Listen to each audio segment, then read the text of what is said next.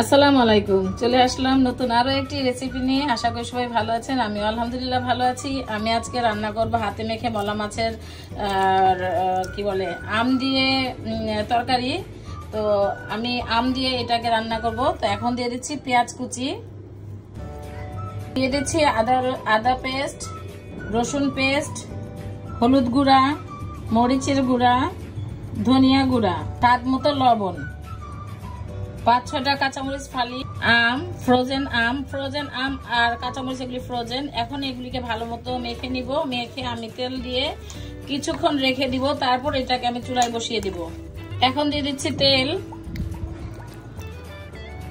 আবার ভালো মতো মেখে নিচ্ছি। আমি এটাকে কিছুক্ষণ ঢেকে সামান্য পানি দিয়ে চুলায় বসিয়ে দিব। এভাবে আপনারা হাতে মেখে গুঁড়া মাছের তরকারি খেতে পারেন।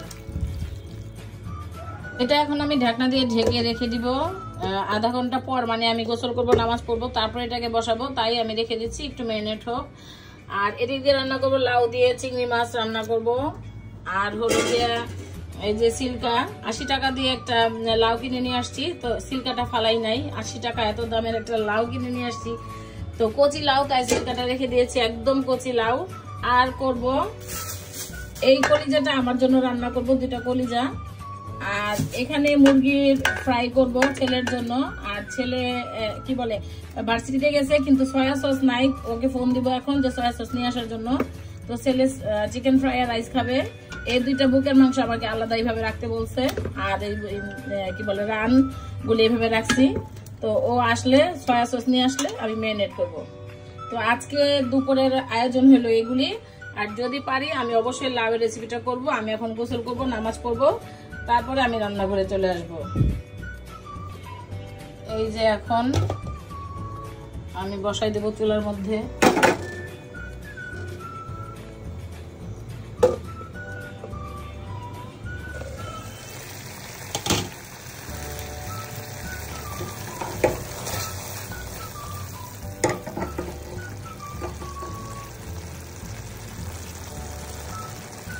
দিয়ে দিব ফ্রোজেন ধনিয়া পাতা।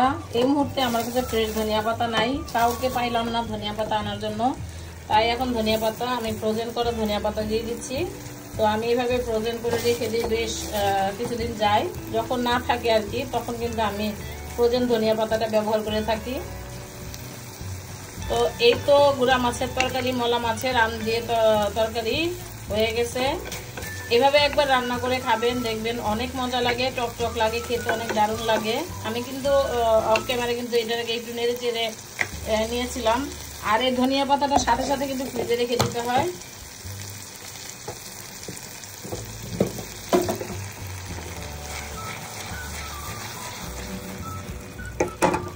তৈরি হয়ে গেল আমার মলা মাছের আম দিয়ে মলা মাছ চচ্চড়ি বা রেসিপি।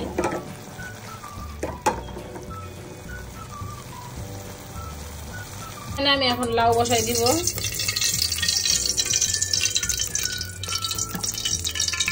এখানে ছেলের রাইসের জন্য কিন্তু আমি পোলা চাল বসিয়ে দিয়েছি আর কি। তো 80% সিদ্ধ হয়ে গেলে আমি এটাকে নামিয়ে নিব।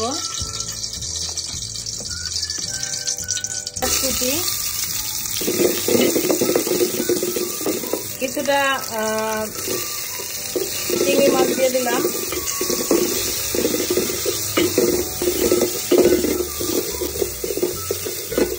লাউ তরকারি যখন রান্না করি তখন কিন্তু হালকা মশলা দিতে হয়। আমি সবসময় হালকা মশলা দিয়ে থাকি। হলুদ গুঁড়া দিয়ে দিলাম সামান্য, মরিচের গুঁড়া সামান্য, ধনিয়ার গুঁড়া সামান্য, লবণ স্বাদ মতো, পানি দিয়ে দিব।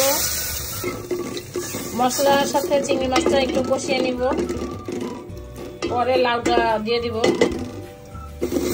মাছগুলি কষানো হয়ে গেছে, আমি এখন লাউগুলি দিয়ে দিব। লাউগুলি এখন দিয়ে দিচ্ছি।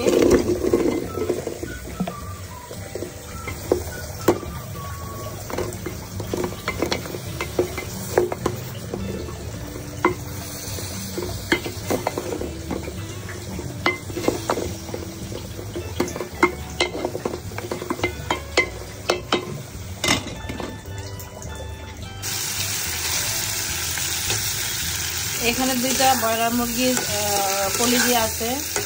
তো আমি ভাত খাবো, তাই ভাবলাম এই কলেজি দুটো আজকে রান্না করি। আমি কিন্তু এই ব্রয়লার মুরগির কলেজি, গিলা, পা, গলা এগুলি রাখি না। আমার ছোটো ভাইয়ের ছেলে সাপি অনেক পছন্দ করে, সাপিরে দিয়ে দেই। বাকি সবগুলো দিয়ে দিচ্ছি, কিন্তু কলেজি দুটো রেখে দিচ্ছি, আজকে আমি ভাত খাবো। তো এই যে রান্না করে তারপরে খাবো, আপনাদের সাথে শেয়ার করবো। আর এদিক দিয়ে কিন্তু লাউ রান্না হইতেছে। তো আমি এখন ভাত খাবো এই কলিজি ভুনা দিয়ে। আর আছে গরুর মাংস আসছে ফ্রিজে, ওটা ওভেনে গরম করলাম, ভাত গরম করলাম, ডাল গরম করলাম। এখন এটা হইলে আমি ভাত খাবো। মলা মাছ কিন্তু হয়ে গেছে, এখন আর মলা মাছ ধরবো না আমি। রাতের বেলা মলা মাছ খাবো আমরা সবাই। সবাই বলতে আমি আপনাদের ভাইয়া আর রহমান ভাই।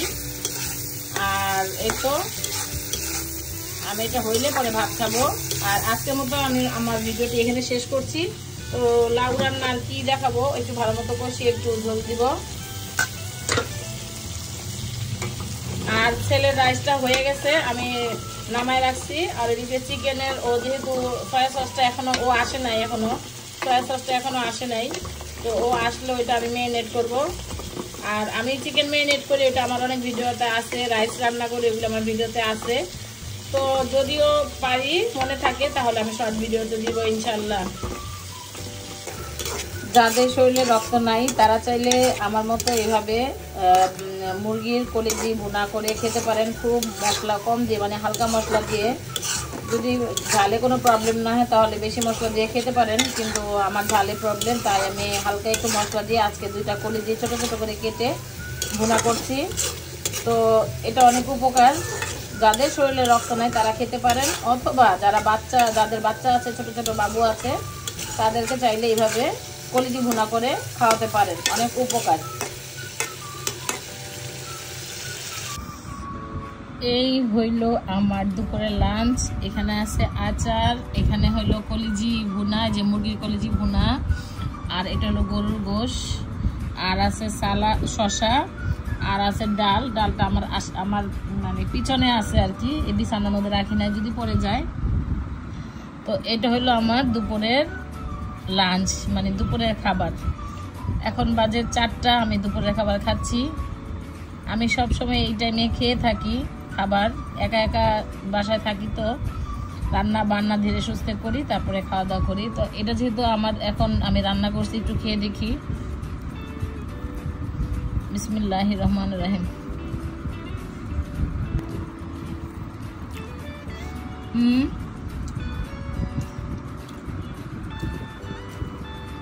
অনেক মজা হয়েছে। দেশি শসা, তাই আমি চিলি নাই।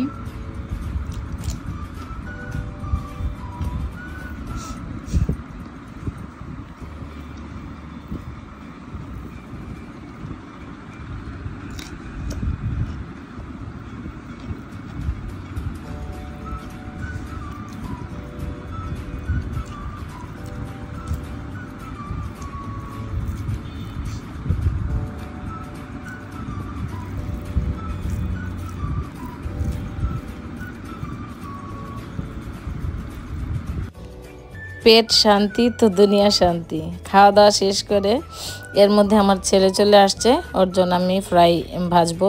এখানে দিয়ে দিছি আদা রসুন পেস্ট, মরিচের গুঁড়া, লবণ, আর দিয়ে দিছি ধনিয়া গুঁড়া আর সয়া সস। তো সয়া সস বাসায় থাকলে আমি কিন্তু অনেক আগে রেডি করে রাখতাম, যেহেতু সয়া সস ছিল না তাই আর কি বানাতে পারি নাই। তো এখন বেশ কিছুটা সয়া সস দিয়ে দিলাম, মেখে রাখলাম। এদিক দিয়ে কিন্তু আমি রাইসটা করে ফেলেছি, আর ম্যারিনেট করে রেখে দিছি ফ্রাইটা আর কি, চিকেনটা। তো এটা হয়ে গেছে, এখন আমি পাশের চুলায় ফ্রাইটা ভেজে নিচ্ছি। তো এটাকে একটু ময়দা, একটু কর্নফ্লাওয়ার দিয়ে, সামান্য একটু মরিচের গুঁড়া দিয়ে আমি ভেজে নিয়েছি। এই ছিল আজকের রান্নাবান্না খাওয়া দাওয়া। আমার আজকের রান্নাবান্না খাওয়া দাওয়ার ভিডিও আপনাদের কাছে কেমন লেগেছে অবশ্যই কমেন্ট করে জানাবেন। যারা এখনও পর্যন্ত আমার চ্যানেলটি সাবস্ক্রাইব করেননি, অনুরোধ করছি সাবস্ক্রাইব করে পাশে থাকবেন।